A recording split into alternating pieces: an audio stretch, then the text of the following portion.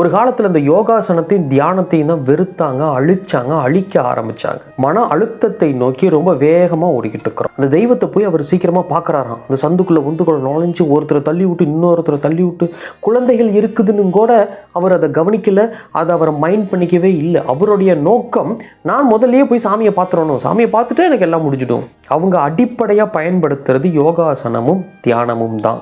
ஒவ்வொரு மனிதனும் தியானத்துக்குள்ளே உட்கார ஆரம்பித்தோம்னா நமக்கு ஒரு விழிப்புணர்வு கிடைக்கும். குடும்பத்துக்குள்ளே நடக்கிற சின்ன சின்ன பிரச்சனைகளை பெருசாக்காமல் சாந்தமாக நம்ம போக ஆரம்பிக்கும் போது இந்த குடும்பத்துக்குள்ளே நடக்கிற எல்லா விஷயங்களும் தெளிவாகவும் உண்மையாகவும் மனிதாபிமானத்தோடும் பிரபஞ்சத்தின் அதிபதியான சிவபெருமானை லிங்க வடிவத்தில் நம்ம தரிசிக்க ஆரம்பித்தோம். எல்லா வகையான துன்பத்துக்கும் எல்லா வகையான பிரச்சனைக்கும் தியானம்தான் அடிப்படை மாற்றத்தின் காரணம். திருடனா திருந்தாவிட்டால் திருட்டை ஒழிக்க முடியாதுன்னு அப்ப நம்மளா பார்த்து ஒவ்வொரு மக்களும் தனி மக்களும் தியானத்தில் இருந்து தன்னைத்தானே மாற்றிக்கொள்ளாவிடில் இதை சார்ந்த உண்மைகளை உணர்ந்து வாழ வேண்டும். உணர்ந்து ஒரு கோவிலுக்குள்ள நிற்கணும், உணர்ந்து எல்லாரும் மாறணுங்கிற எண்ணத்தில் நான் இந்த ஆன்மீக பாதைக்குள்ளே வந்தேன். எல்லா வகையான சாஸ்திரங்களும் எல்லா வகையான சம்பிரதாயங்களும் நம்மளுடைய ஆரோக்கியத்தையும் ஆனந்தத்தையும் சார்ந்து மட்டுமே தான் இருக்கும். அப்படி உங்களுக்கு ப்ரூஃப் வேணும் அப்படின்னா என்னோட இந்த வாழ்க்கையை நீங்கள் வாழ்ந்து பார்த்தா தான் அந்த ப்ரூஃப் கிடைக்கும். மனமாற நான் கேட்டுக்கொள்கிற ஒரே விஷயம், தியானத்தை அடிப்படையாக கொண்டு வாழ கற்றுக்கொள்ளுங்கள். இதெல்லாம் வழி நடத்த ஆரம்பிச்சிருச்சுனாலே நம்ம போகிற பாதை எப்படி இருந்தாலும் ஒரு சரியான பாதையில் கொண்டுட்டு போய் விடும். 24 மணி நேரம் வேலை செய்கிறவங்க குறைஞ்சது ஒரு நாளைக்கு 1 மணி நேரமாவது சுவாமிக்கு செலவழிப்பாங்க. நான் சொல்லுவது எதையும் யார் மனதையும் புண்படுத்தாமல் இருக்க வேண்டும் என்று இறைவனை வேண்டிக் கொண்டு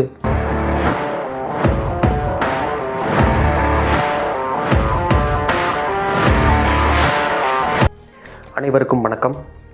இன்னைக்கு இருக்கிற காலகட்டத்தில் இளைஞர்களாகட்டும் குழந்தைகளாகட்டும் மன அழுத்தத்தை நோக்கி ரொம்ப வேகமாக ஓடிக்கிட்டு இருக்கிறோம். நம்ம செய்கிற செயல், நம்ம பண்ணுற விஷயங்கள், நம்ம செய்கிற தொழில், நம்ம வேலைக்கு போனாலும் சரி, இல்லை கடைகளுக்கு போனாலும் சரி, இல்லை ஏதாவது ஒரு எண்ணங்களை மனசில் வச்சு அந்த எண்ணத்தை நிறைவேற்றுறதுக்காக நம்ம போராடினாலும் சரி, கோவில்களுக்கு போனாலும் சரி, எங்கேயுமே இன்னைக்கு இருக்கிற மனிதர்களுக்கு மன அழுத்தம் மட்டும்தான் அதிகமாக இருக்குது. நம்ம சாதாரணமாக ஒரு கோயில்களுக்கு போனாலும் சரி, ஒரு கடைகளுக்கு போனாலும் சரி, அந்த இடத்துல மனிதாபிமானம் நமக்கு யாருக்குமே இல்லை, பொறுமை யாருக்குமே இல்லை, பொறுத்து இருக்கணும், பொறுத்து நம்ம ஒரு செயல்படணும் அப்படின்ற எண்ணம் யாருக்குமே இல்லை. சின்ன சின்ன விஷயத்திலையும் கூட நம்ம ஒருத்தர் மேலே ஒருத்தர் சாடிக்கிட்டே தான் இருக்கிறோம்.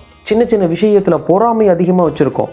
அவங்களுக்கு முன்னாடி நம்ம போகணும்னு நினைக்கிறோம். அவங்களுக்கு அப்புறம் நம்ம செய்ய ஆரம்பித்தாலும் அவங்களுக்கு முன்னாடியே நம்ம அதை அடைஞ்சிடணும் அப்படின்னு நினைக்கிறோம். இதனால வெறுப்பு அதிகமாக மக்கள்கிட்ட உருவாகுது. இந்த வெறுப்பு கோபமாக மாறுது. இந்த கோபம் நிம்மதியை கெடுக்குது, அழிக்க துடிக்குது. கடைசியில் அழிவு எல்லாருக்குமே நடக்குது. நம்மளுடைய சின்ன சின்ன எண்ணங்களும் சின்ன சின்ன செயல்பாடுகளும் தான் நம்மளோட வாழ்க்கையின் வெற்றி தோல்வியை நிர்ணயிக்குது. ஒரு சின்ன எடுத்துக்காட்டுக்கு நான் சொல்கிறேன். ஒரு கோயிலுக்கு போயிருக்கேன் நான். மிகப்பெரிய கோயில், பிரசக்தி பெற்ற கோயில். இந்த கோயிலில் நான் போய் நின்று சுவாமி தரிசனத்துக்காக போகிறோம். காலையிலேருந்து க்யூவில் நிற்கின்னு மதியானத்துக்கு மேலே தான் சுவாமியை பார்க்க முடிஞ்ச ஒரு சூழ்நிலை அந்த கோவிலில். அவ்வளோ கூட்டம் தள்ளி சாயுது. திடுன்னு ஒருத்தர் வேகமாக வர்றார். எல்லாருத்து மேலேயும் எழுந்திரிச்சு விழுந்து தாட்டு புட்டுன்னு குதிச்சு அந்த தெய்வத்தை போய் அவர் சீக்கிரமாக பார்க்குறாராம். அந்த சந்துக்குள்ளே உந்துக்குள்ள நுழைஞ்சு ஒருத்தரை தள்ளி விட்டு இன்னொருத்தரை தள்ளி விட்டு குழந்தைகள் இருக்குதுன்னு கூட அவர் அதை கவனிக்கல, அதை அவரை மைண்ட் பண்ணிக்கவே இல்லை. அவருடைய நோக்கம் நான் முதல்லயே போய் சாமியை பார்த்துடணும், சாமியை பார்த்துட்டு எனக்கு எல்லாம் முடிஞ்சிடும். அப்போ அவருக்கு என்ன கிடைச்சிடும்? இருக்கிறவங்களை எல்லாம் தள்ளி விட்டு அவங்க வெறுப்பையும் அவர் வாங்கிக்கிறார். குழந்தைகளை அழுக வச்சு அதனுடைய வெறுப்பையும் அவர் வாங்கிக்கிறார். அங்கே இருக்கிறவங்க எல்லாரும் அவரை பார்த்து வெறுத்து போய் மூஞ்சி சுளிக்கிற சூழ்நிலையை உருவாக்கி அந்த தெய்வத்தை போய் நம்ம பார்த்துட முடியுமா? அப்போ இவ்வளோ வேகமாக போகிற உங்களுக்காக மட்டும்தான் அந்த தெய்வம் அங்கே இருக்கா? க்யூவில் நின்றுக்கிட்டு வரிசையில் நின்று காலையிலேருந்து சாயந்தரம் வரைக்கும் தெய்வத்தை மட்டுமே நினச்சி வேதனையோட ஒரு மன உருக்கத்தோடு நிற்கிறவங்க அந்த தெய்வம் பார்க்காதுன்னு நினைக்கிறீங்களா? இப்படி ஒரு சூழ்நிலையை உருவாக்கி நீங்கள் அந்த சாமியை பார்க்குறதுல எந்த பலனுமே இல்லை. உங்களுக்கு மேலும் மேலும் துன்பத்தை தான் அது அதிகப்படுத்திக்கிட்டே இருக்கும். ஆனால் நம்ம கோயிலுக்கும் போயிட்டு வந்துட்டு ஒன்றுமே நடக்கலை அப்படின்னு நினச்சிட்டு ஒரு காரியமே இல்லை. மேலும் மேலும் உங்களுக்கு துன்பம் அதிகரிச்சுக்கிட்டே தான் இருக்கும். அப்புறம் கோவில்களுக்குள்ள போனோம்னா கூட்ட நெரிசல் நிறையா இருக்கும்போது பிடிச்சி ஒருத்தர் தள்ளிக்கிட்டே பொறுமையாக ஒருத்தராக க்யூவில் போனோம்னா அழகாக தெய்வத்தை கும்பிட்டுட்டு அழகாக வெளியில் வரலாம். ஆனால் நம்ம மக்கள் அதை பண்ண மாட்டோம். இந்த மாதிரியான அடிப்படையான விழிப்புணர்வே, அடிப்படையான பொறுமை, அடிப்படையான குணநலன்களே இல்லாமல் நம்ம இன்னைக்கு வாழ்ந்துகிட்டு இருக்கோம். இப்படி ஒரு வாழ்க்கைக்கான மாற்றத்துக்கு காரணம் என்ன? சரியான உணவு முறைகள் இல்லைப்பா நீ இப்படி சாப்பிடாத, அப்படி சாப்பிடுன்னு யாராவது சொன்னால் திருப்பி அவங்க மேலே எதிர்த்தாக்குதல் பண்ண மட்டும்தான் நம்ம தயாராக இருக்கோம். மனிதனுடைய மனிதனுடைய குணம் மிருகமா மாறிட்டு இருக்கு இன்னைக்கு. யாராவது ஒருத்தருக்கு பொறுப்பு இருக்கா? யாராவது ஒருத்தருக்கு பொறுமை இருக்கா? யாராவது ஒருத்தருக்கு மனிதாபிமானம் இருக்கா? சென்னையில ஃப்ளட் வந்தப்ப எல்லாரும் இறங்கி போராடினாங்க. இந்த மாதிரி ஒரு பேரிடர், பெரிய துயரம் வரும்பொழுது மட்டும்தான் எல்லாரும் ஒன்றா இறங்கி நம்ம போராடுவோமா? ஏன் சின்ன சின்ன விஷயத்திலையும் கூட அந்த மனிதாபிமானத்தை காப்பாற்றுறதுல என்ன வந்துட போகுது? மக்கள்கிட்ட அது இல்லை. ஒருத்தரை தள்ளி தான் நம்ம மேலே ஏறணும்னு நினைக்கிற மொழியோ, பொறுமையாக பொறுத்து மேலே ஏறணும்னு யாருமே நினைக்கல. சுவாமியை போய் முன்னாடி கும்பிட்றது பெரிய வீரம் கிடையாது, ஒரு பெரிய சாதனை கிடையாது. அந்த சாமியை கும்பிட முடியலன்னு வருத்தத்தோட வெளியில் கோபுரத்தை மட்டும் கும்பிட்டு போகிறவனுக்கும் கூட அதிகமாக கிடைச்சிடும். ஆனால் எல்லாத்தையும் தள்ளி முன்னாடி போய் நிற்கிறவங்களுக்கு எதுவுமே கிடைக்காது. ஹாஸ்பிட்டல்லையும் கூட நான் அதை பார்த்துருக்கேன். எல்லாம் க்யூவில் நின்றுருப்பாங்க, டோக்கன் வச்சுட்டு க்யூவில் நின்றுருப்பாங்க. 10வது டோக்கன் போயிருக்காது. ஆனால் 15வது டோக்கனில் இருக்கவன் போய் கதை விட்டே நின்று, அம்மா நர்ஸுக்கிட்ட, தாயி நான் உள்ளே போகிறேன், தெய்வமே நான் உள்ளே போகிறேன், நம்ப முடியல, குழந்தைக்கு முடியல, அது முடியல, இது முடியலன்னு ஒரு பொய்யாக சொல்லி போட்டு அவங்கள ஏமாற்றி உள்ளே போய் வேகமாக டாக்டரை பார்த்துட்றோம். அப்படி வேகமாக டாக்டரை பார்த்துட்டு நமக்கு குணமாகிடும். அந்த நேரங்களில் வெயிட் பண்ணுற பொறுமை கூட இன்றைக்கி இருக்கிற மக்கள்கிட்ட இல்லை. இப்படி ஒரு பொறுமை இல்லாமல், மனிதாபிமானம் இல்லாமல், ஒரு நேர்மை இல்லாமல், ஒரு உண்மை இல்லாமல் நமக்கு நாமே கூட அதை நம்ம நடத்திக்க மாட்டேங்கிறோம். இப்படி ஒரு சூழ்நிலை இன்னைக்கு இருக்கிற உலகத்துக்குள்ளே போய்கிட்டு இருக்கு. நம்ம சிந்தனையை விட்டுறோம், சிந்திக்கிறத விட்டுறோம். ஆரம்பமே அதுதான், நம்ம சிந்திக்கிறதே இல்லை. முக்கிய காரணமே அதுதான். நம்ம சிந்திச்சு செயல்பட ஆரம்பித்தோம்னா செயல்களும் சரி, நமக்கு அதில் கிடைக்கிற வெற்றி தோல்வியும் சரி, எதுவாக இருந்தாலும் அது நமக்கு சாதகமாகத்தான் இருக்கும். ஒரு தோல்வி ஒரு வெற்றிக்கு முதல் படின்னு சொல்லி பெரியவங்க சொல்லி வச்சிருக்கிறாங்க. நம்ம தோத்தோம்னாலும் அதில் ஒரு பாடம் கற்றுக்கணும். தோத்துட்டோங்கிற வெறுப்பில் தவறான முடிவுக்கு நம்ம போயிடக்கூடாது. இதில் இருந்தெல்லாம் விடுபட்டு ஒரு நல்ல நிலைக்கு வரணும், நல்ல சூழ்நிலைக்கு வரணும், நல்லதாக நடக்கணும், நம்ம பொறுப்பாக இருக்கணும், பொறுமையாக இருக்கணும் அப்படின்னா அதுக்கு அடிப்படையான ஒரு விஷயம், அதுக்கு அடிப்படையான ஒரு மருந்து என்னன்னு கேட்டிங்கன்னா தியானம். தியானம்ன்றது ஒரு மதத்துக்கு மட்டுமே உரியது அப்படிங்கிற ஒரு கண்ணோட்டம் நிறையா மக்கள்கிட்ட இருக்கு. சொல்ல உண்மையை சொல்லணும்னா தியானம் எதுக்கு என்னன்னே நிறைய பேர்த்துக்கு தெரியாது. அப்படி இருக்கிறவங்களுக்கான பதிவு தான் இது. தியானம் அப்படின்னா நம்மளுடைய மனநிலை, நம்மளுடைய எண்ண அலைகள், இது எல்லாத்தையுமே சீர்படுத்தி சரி கட்டி நெறிக்கட்டி நல்ல வழியில், நல்ல வழிகாட்டுதலில் அது நம்மளை கொண்டுட்டு போகும். அதுக்காகத்தான் நம்ம தியானத்தை முன்னெடுத்து எல்லா குருமார்களும் இன்னைக்கு வரைக்கும் கொண்டு போயிருக்காங்க. யோகமும் தியானமும் எல்லா குருமார்களும் எல்லா சிஷியர்களுக்கும் சரி, எல்லா மானிட பிறப்புகளுக்கும் சரி, ஆதி காலத்தில் இருந்தே அவங்க சொல்லி கொடுத்து வந்திருக்கிறாங்க. நம்ம சமுதாயத்தில், நம்ம மண்ணில் இன்னைக்கு வரைக்கும் நிலச்சி நிற்கக்கூடிய ஒரு அடிப்படை விஷயம் எதுன்னு கேட்டிங்கன்னா யோகாசனமும் தியானமும் மட்டும்தான். ஒரு காலத்தில் இந்த யோகாசனத்தையும் தியானத்தையும் தான் வெறுத்தாங்க, அழிக்க ஆரம்பித்தாங்க. நீங்கள் கோவிலில் பூஜை பண்ணுற பூசாரியாக இருந்தாலும் சரி, நமக்கு எல்லா தோஷங்களையும் கழித்து எல்லா கர்மங்கள்ல இருந்து நம்மளை காப்பாற்றி வெளியில் கொண்டுகிட்டு வர்ற ஐயர்களை, பிராமணர்களாக இருந்தாலும் சரி, அவங்க அடிப்படையாக பயன்படுத்துறது யோகாசனமும் தியானமும் தான். ஒவ்வொரு மனிதனும் தியானத்துக்குள்ளே உட்கார ஆரம்பித்தோம்னா நமக்கு ஒரு விழிப்புணர்வு கிடைக்கும். அதை தியானமாகப்பட்டது எல்லாருக்கும் நல்ல ஒரு வழிகாட்டுதலாக இருக்கும், மனம் அமைதியை கொடுக்கும், நல்ல சூழ்நிலையை கொடுக்கும். நம்ம அதை செய்ய செய்ய நம்மளோட அடுத்த சந்ததி அதை அப்படியே ஃபாலோ பண்ண ஆரம்பிக்கும். அப்போ எல்லாருக்குமே, அந்த குடும்பத்தில் இருக்கிற எல்லாத்துக்குமே அது ஒரு நல்ல வழிகாட்டுதலாக அமையும். நம்ம வீட்டில் தியானம் பண்ண ஆரம்பிக்கும் பொழுது குடும்பத்துக்குள்ளே நடக்கிற சின்ன சின்ன பிரச்சனைகளை பெருசாக்காமல் சாந்தமாக நம்ம போக ஆரம்பிக்கும் போது இந்த குடும்பத்துக்குள்ளே நடக்கிற எல்லா விஷயங்களும் தெளிவாகவும் உண்மையாகவும் மனிதாபிமானத்தோடும் நல்ல வழிகாட்டுதலாகவும் இருக்கும். அப்போ நம்ம தியானம் எப்படி பண்ணுறது? தியானத்தை நம்ம ஸ்பிரிச்சுவல் கிளாஸ் போய் பண்ணுறதா, யோகாசன கிளாஸ் போய் பண்ணுறதா? தியானம் எப்படி பண்ணுறது? ஒரு நிமிஷம்னாலும் ஒரு நிமிஷம், 10 நிமிஷம்னாலும் 10 நிமிஷம் அமைதியாக நம்ம ஒரு ஆசனத்தில் உட்காந்து முன்னாடி ஒரு தீப விளக்க போட்டு அந்த விளக்கை நோக்கி அமர்ந்து தியானிச்சால் மட்டுமே போதும். மன ஒருநிலைப்படுத்தி நம்மளுடைய எண்ணங்கள் எல்லாம் ஒரு இடத்துல கொண்டுட்டு வந்து வச்சு அந்த ஒரு நிலையில் அது உட்கார்ந்துருக்கும் பொழுது நமக்கு ஒரு வகையான உணர்வு ஏற்படும். அந்த உணர்வுக்கு வடிவம்தான் லிங்கம். இது ஏற்கனவே நான் ஒரு பதிவில் சொல்லியிருப்பேன், லிங்க வடிவம்னா என்ன அப்படின்னு. சிவபெருமான் பெரும் பரம்பொருள், இந்த பிரபஞ்சத்துக்கே அதிபதி. இந்த பிரபஞ்சத்தை நம்ம உடம்புக்குள்ளே உணரும் பொழுது நமக்கு 2 புருவ மத்தியில் இந்த நான் குங்குமம் போட்டு வச்சுருக்கேன் பார்த்தீங்களா, அந்த நேருக்கு அதே வடிவத்தில் குறுகுறுன்னு ஒரு வழி ஏற்படும், ஒரு உணர்வு ஏற்படும். அந்த உணர்வத்தினுடைய வடிவம் தான் லிங்கம். நம்ம உடம்புல இந்த பிரபஞ்சத்தை உணரும் பொழுது, இந்த பிரபஞ்சம் நம்ம உடம்புக்குள்ள உணர்வை கொடுக்கும் பொழுது, அது இறங்குற இடம் இந்த புருவ மத்தி.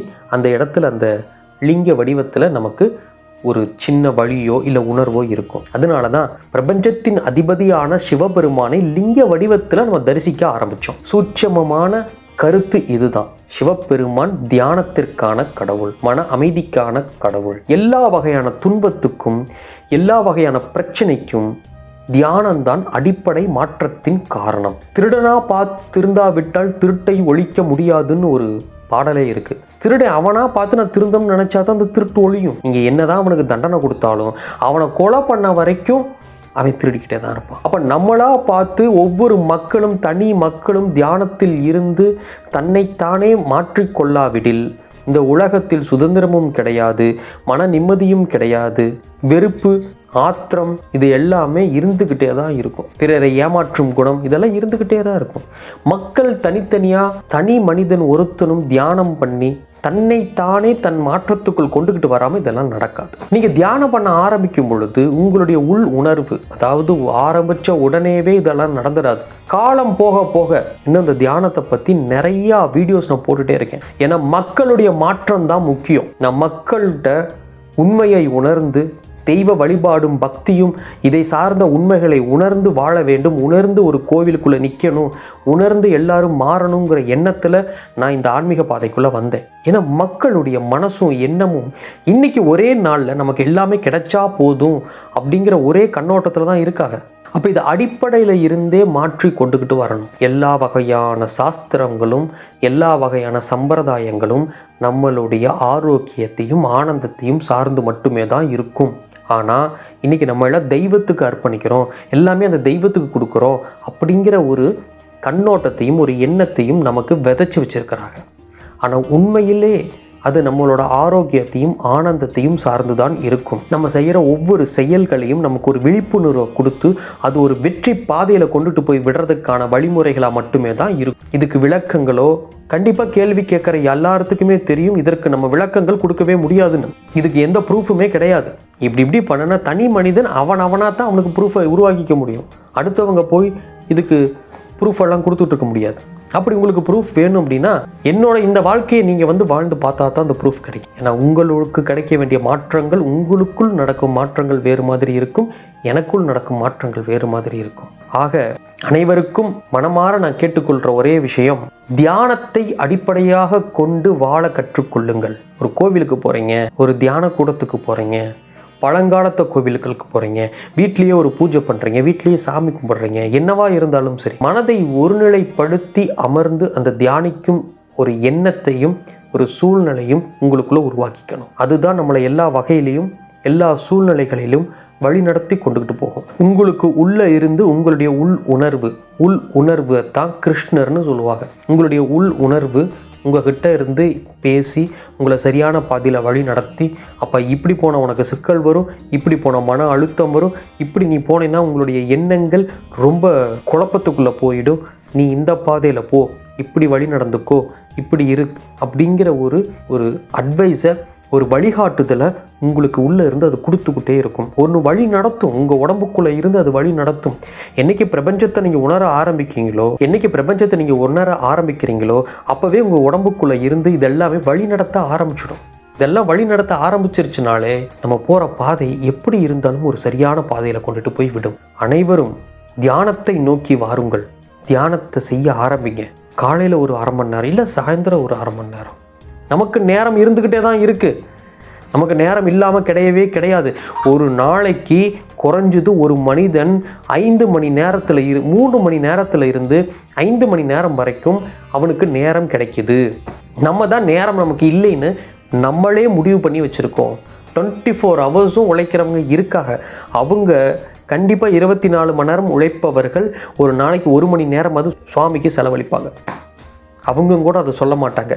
ஆனால் மனதிற்குள் எண்ணத்திற்குள் நான் பிஸியாக இருக்கேன், நம்ம எண்ணத்துக்குள்ளேயே நான் செயல்பாடுகளில் இருக்கேன், நான் நிறைய வேலையில் இருக்கேன், எனக்கு மனம் அப்படியே மூளை யோசிச்சுக்கிட்டே இருக்குது அப்படின்னு இருக்கிறவங்களுக்கு தான் நேரம் அதிகமாக இருக்குது. அதை நம்ம புரிஞ்சுக்கணும். நான் சொல்லுவது எதையும் யார் மனதையும் புண்படுத்தாமல் இருக்க வேண்டும் என்று இறைவனை வேண்டிக் கொண்டு, இன்றைக்கி இருக்கிற உலகத்தில் என்ன நடக்குதுங்கிற ஒரு தெளிவான விளக்கத்தை மட்டும்தான் கொடுத்துருக்கேன். இந்த தியானத்தை பற்றி, தியானம் எப்படி பண்ணுறது, எளிமையாக ஒரு மனிதன் எப்படி வீட்டுக்குள்ளேயே தியானம் பண்ண ஆரம்பிச்சுக்கிறது. ஆரம்பிக்கும் பொழுது கஷ்டமாக தான் இருக்கும். என்றைக்குமே ஆரம்பம் கஷ்டம்தான், போக போக தான் அது பலன் கொடுக்கும். ஆரம்பத்திலேயே தடங்கள் ஆகிற செயல்களும், ஆரம்பத்திலேயே கஷ்டத்தை கொடுக்குற செயல்களும் தெளிவாக இருக்கும். ஆரம்பத்தில் ஈஸியாக இருக்கிற செயல் எதுவுமே நமக்கு நிலச்சி நிற்காது. அனைவரும் தியானம்ன்ற ஒன்றையும், மன அமைதியையும், மனதில் சுத்தத்தையும், பொறுப்புமோடு, விழிப்புணர்வோடு ஒவ்வொரு செயல்களிலும் செயல்பட வேண்டும் என்று வேண்டிக்கொண்டு, சப்ஸ்கிரைப் பண்ணாதவங்க சப்ஸ்கிரைப் பண்ணி வச்சுக்கோங்க, ஷேர் பண்ணுங்கள், எல்லாத்துக்கும் லைக் பண்ணிக்கிங்க ஃபஸ்ட்டு வீடியோவை. என்னோடய எல்லா பதிவுகளையும் பாருங்கள். நான் சொல்லியிருக்கிற எல்லா விஷயமே அன்றாட வாழ்க்கையில் உங்களால் கடைபிடித்து கொள்ள வேண்டிய விஷயங்கள் தான். இந்த மாதிரியான விஷயங்கள் கடைபிடிக்காதவங்க ஏதோ ஒரு இடத்துல, ஏதோ ஒரு கட்டத்தில் போய் நின்றோம், இல்லை ஏதோ ஒரு இடத்துல வேகமாக போய்கிட்டு இருக்கும்போது ஒரு மிகப்பெரிய துன்பத்தை நம்ம சந்திக்க ஆரம்பிச்சிடுறோம், மிகப்பெரிய வேதனையை சந்திக்க ஆரம்பிச்சிடுறோம். காரணம் என்னன்னா, நம்ம வாழ்கிற வாழ்க்கையிலேயே நம்ம கர்மாவை கூட்டிக்கிறோம். அந்த கர்மாவை கூட்டாமல் இருக்கணுங்கிறதுக்காகத்தான் நம்ம வச்சிருக்கிற சாஸ்திரம், சம்பிரதாயம், தியானம், இது எல்லாமே. அது ஏதோ ஒரு இடத்துல கொண்டு போய் நீங்கள் ஓடுறதுக்கு பிரயோஜனம் இல்லாமல் பண்ணிடுறது, உங்களுடைய உழைப்புக்கு எந்த பிரயோஜனமும் இல்லாமல் அது செஞ்சிடும். எல்லோரும் என் வீடியோஸை பார்த்துக்கிட்டே வாங்க, சப்ஸ்கிரைப் பண்ணிக்கோங்க. அடுத்து நான் தியானத்தை பற்றி பேச போகிற எல்லா வீடியோஸையும் பாருங்கள், புரிஞ்சுக்கோங்க. தெரியாதவங்க உங்கள் கேள்விகளை கமெண்ட் பண்ணுங்கள், புரிஞ்சவங்க சந்தோஷமாக கமெண்ட் பண்ணுங்கள். நன்றி, வணக்கம்.